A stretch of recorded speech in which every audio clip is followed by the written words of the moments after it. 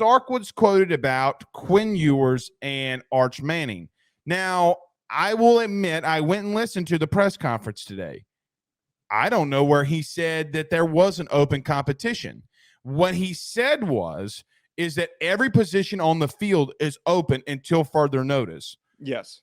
Joe, he didn't specifically say Quin Ewers and Arch Manning. So now that the media has twisted his words and says, there's a quarterback battle at Texas. Joe, it didn't take 2 months of Arch Manning being on that campus before there was already a QB controversy. I thought part of the quote that I saw separate from the press conference, he said something along the lines of, and I'll pull it in a second, something along the lines of that he's not going to deprive Arch the opportunity to compete for the job or something like that. Well, yeah, because he was asked specifically on it, but he didn't come out there and say we have a QB competition. Yes. But here's it's typical media pull out of context. Arch Manning. Correct. Oh, look at all the SEO. Look at all the run that we're getting. But it is a conversation, though. You know, it is something that even if Sark's not going to openly say it, and I don't think Sark is one of those coaches that is going to publicly go on the podium and try to motivate his quarterback through that. I do think there is a little bit of a competition. I'm sure that Quinn has a huge edge, but I'd be willing to bet that there is at least an internal conversation of should we give Arch a legitimate shot? And I'm sure that maybe it's only like 20%, but there's probably a percent chance that Arch could start or could compete for that job. Manning's not beating out Quin Ewers right now. You know, and look, we've had this conversation before about Arch. Joe, I just don't think he's ready. Okay. Like, I just don't think he's, and here's another thing. Are you going, if I'm Sarkisian and you've said this, not my words, yours. If Sarkisian's really going to be on the hot seat, is he going to let a first-year freshman quarterback come in here and really dictate if he's going to be hired or fired or not? Right? Like, I just can't see that. But here's the thing, though. There is one point that I do agree with you. I don't think Quin Ewers is that good of a quarterback right now.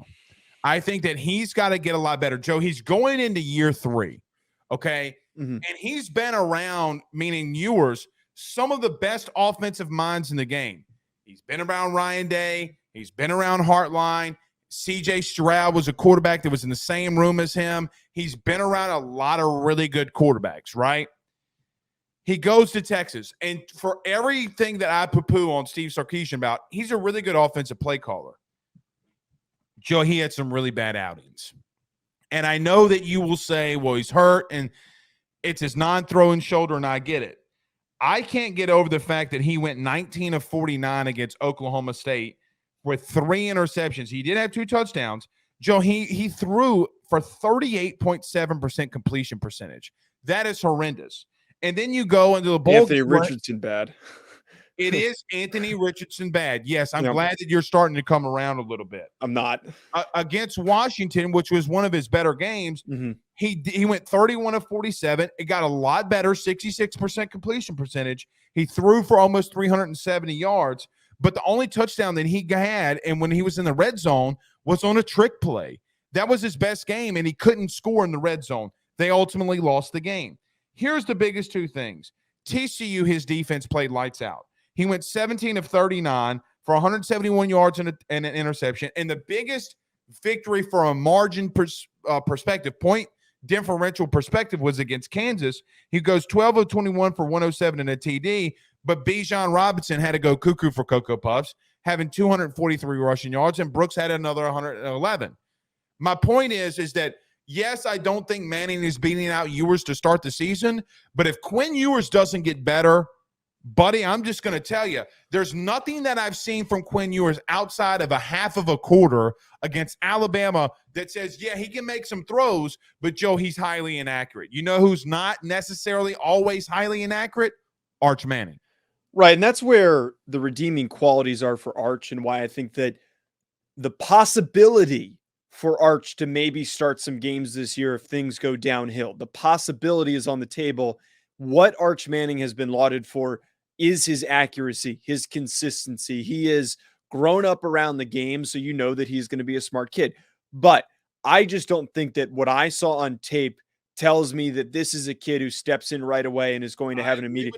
This is not Trevor Lawrence. Trevor Lawrence was one of the most ready to made players to step onto a field and play and compete at a national championship level. One of the rarest people. And look what happened to him against Syracuse in that year. So he got knocked out of that game. He still even had limitations for what he was able to do. And he is one of the most ready freshman quarterbacks to step on the field and compete as a true freshman. Right. Here's where I stand on Quinn, though. I am giving him the benefit of the doubt. There was speculation. I have no idea how true it is that he was dealing with some type of a finger issue or something along those lines that was impacting his ability to throw the football, which I'm not a quarterback. You mentioned at the top of the show that my background is a long snapper. The times that I have had issues with my fingers has significantly impacted my ability to accurately spin the football. And same thing goes for playing center. For any position that requires throwing a football in any direction, it is very hard to do if you have issues with your fingers. So if that's true, I give him a little bit of benefit of the doubt for that. Even if it's not, accuracy, I think, is something that is fixable. What is not teachable is the arm talent and the power that he has compared to Arch. I think that Quinn is a far bigger playmaker than what Arch Manning brings to the table. And I think to your earlier point that you brought up with Steve Sarkisian is that he is secretly and I think quietly on the hot seat a little bit. And if things don't go well this year, things might get expedited for him being pushed out as the head coach. I'm putting out the guy that can be a gunslinger, make a big play, and get me back into a football game instead of Arch, who has no game experience. I'd rather ride with the guy who has the game experience. And it's not like we're sitting here. This isn't like a Drew Pine versus Sam Hartman.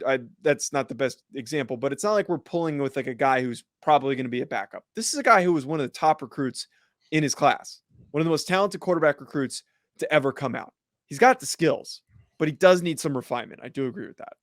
I'm going to push back on one thing. Accuracy can be fixed to some degree, but not a high degree. Okay. Against Washington, he had some drops, and I'll give him that. But Sark pulled him for Hudson Card a couple of times. If the finger was an issue, then I think you would have saw Hudson Card.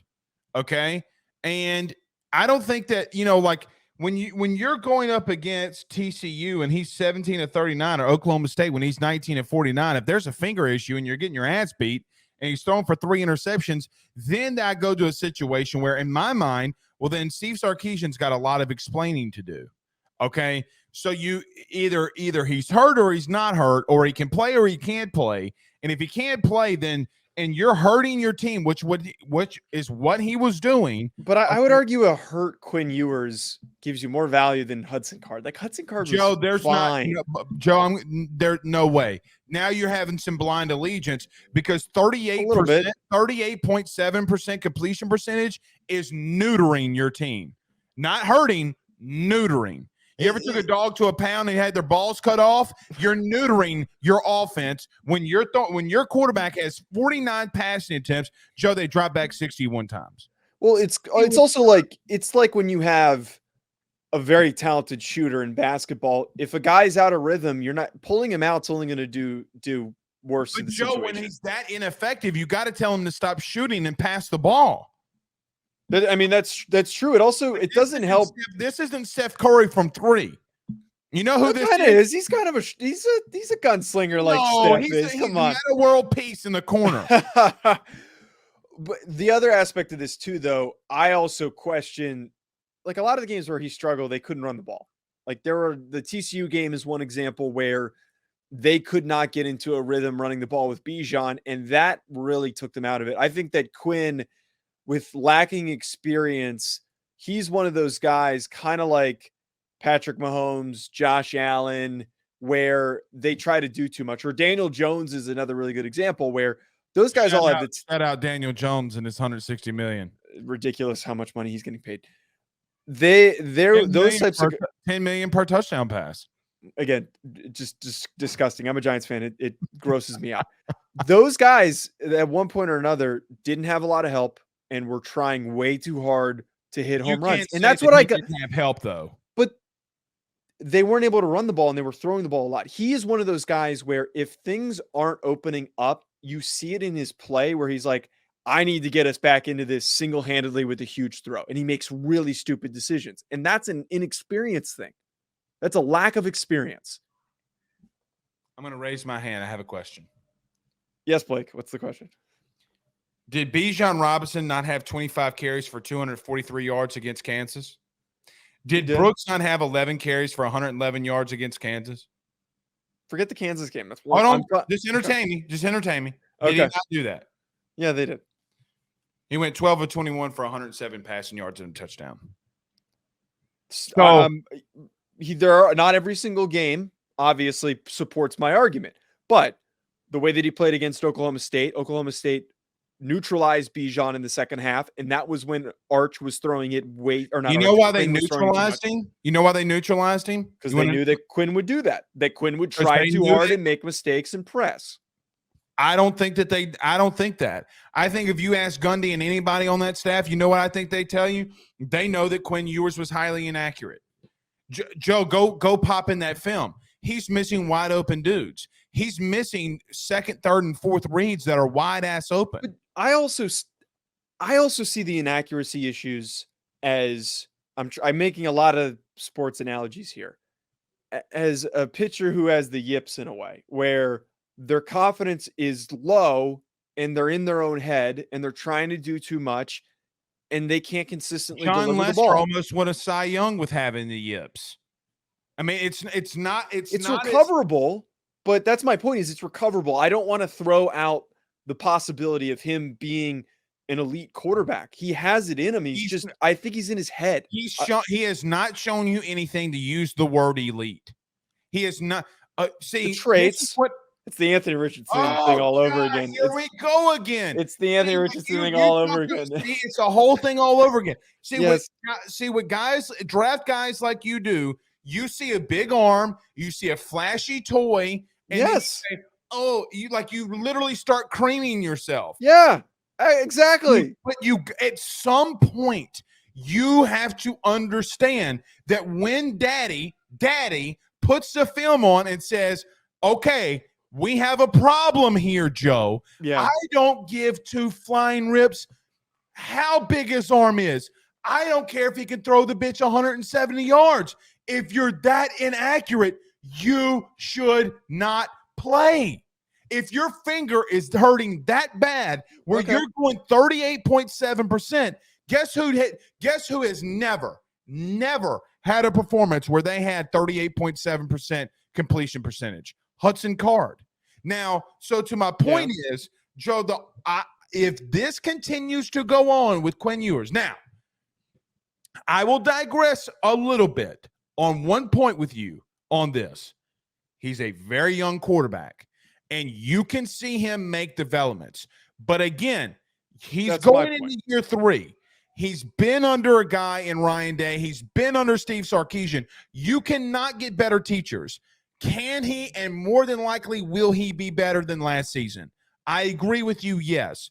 But if this quarterback, if this guy right here shows up, the one that we've just been talking about, Arch Manning better get ready because they're going to throw him in the game because I just don't know if they have a choice, right? Like if you're Sark and your job's on the line, okay, especially when you're out here pushing referees at bowl games or media dudes at bowl games, you better start winning some football games. And Quin Ewers has not shown you anything.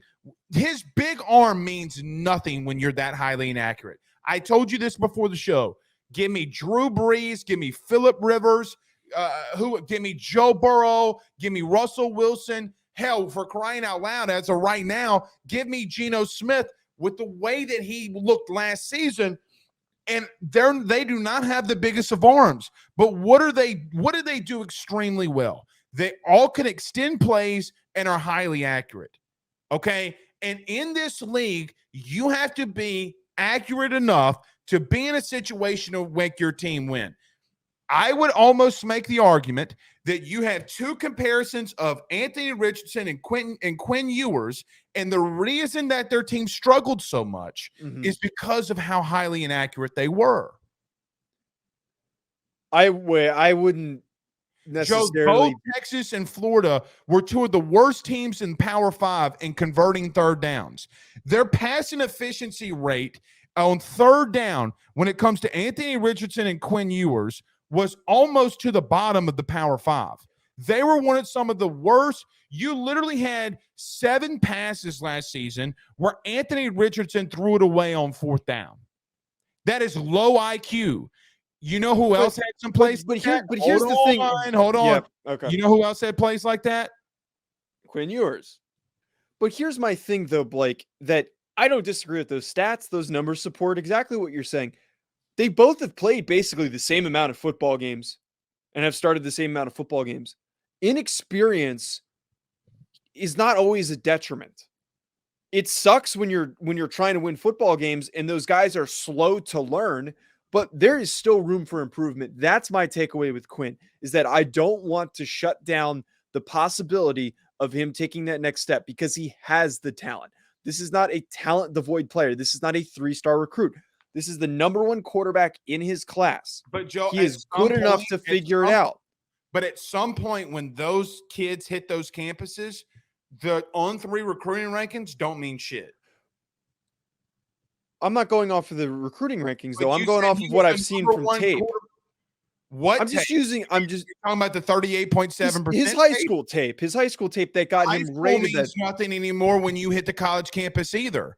But that's also in line with why I can't pick Arch, though, because I don't even know if Arch is good. Okay, so you know what, Joe? I should have been a defensive lineman because in JV I had 7 sacks. Did you as actually? a freshman? Did you? I'm curious. Yeah, I mean, I was a little bit of an athlete. I told you I could still beat you in a 40, but regardless, when those asses hit seats in college, what they've done, their rating, their prospect means nothing. Okay. It literally means nothing. And I will tell you something else that you don't like to hear, because you talk about Texas recruiting. Joe, they've had a really bad problem of missing.